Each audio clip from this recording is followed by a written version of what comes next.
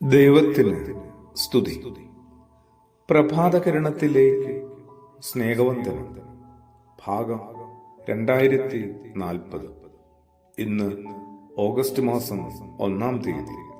ഈ ആണ്ടിലെ 213-ാമത്തെ ദിവസത്തിലെത്തി. അങ്ങനെ 8-ാം മാസത്തിന്റെ ആരംഭ ദിനമാണ്. യേശു പറഞ്ഞ കഥ വിശുദ്ധനായ ലൂക്കോസിന്റെ സുവിശേഷം 20-ാം അധ്യായത്തിലെ 9 മുതൽ എഴുതി കിട്ടുന്നുണ്ട്. മുന്തിരിത്തോട്ടവും ആ കൃഷി ഉടമയും കൃഷിക്കാരും ഉടമയയക്കുന്ന ദാസരുമൊക്കെ ചേർന്നു.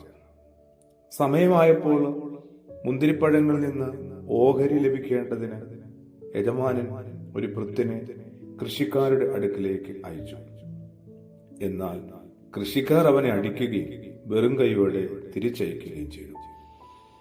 അവൻ വീണ്ടും ഭൃത്യരെ അയക്കുന്നുണ്ട് കേട്ടോ.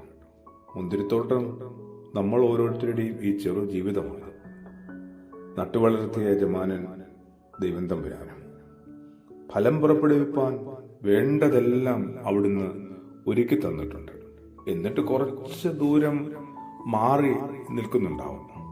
യഥാസമയമാകുമ്പോൾ ആ ഫലം ശേഖരിപ്പാനായിട്ട് തന്റെ ഭൃത്യരെ അയക്കുക ആ പിതാവിന്റെ ഒരു രീതിയാണ്.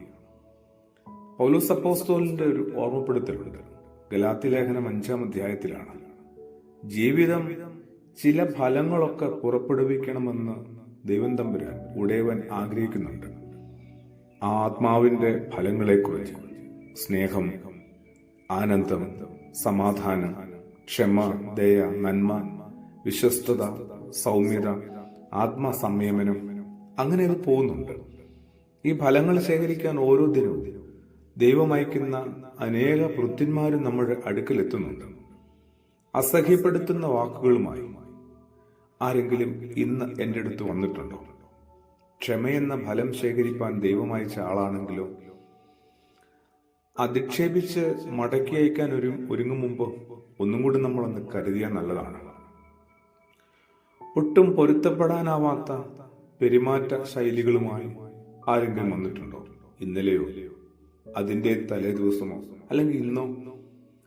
സൗമ്യതയുടെയും ആത്മസംയമനത്തിന്റെയും ഫലങ്ങൾ ശേഖരിക്കാൻ വേഷം മാറി വന്ന ദൈവമയച്ച വൃത്തിനാണെങ്കിലും ശല്യമായി കാണാതെ ചെറുപുഞ്ചിരിയോടെ അയാൾക്കും വേണ്ടത് ദിനവും നൽകുക.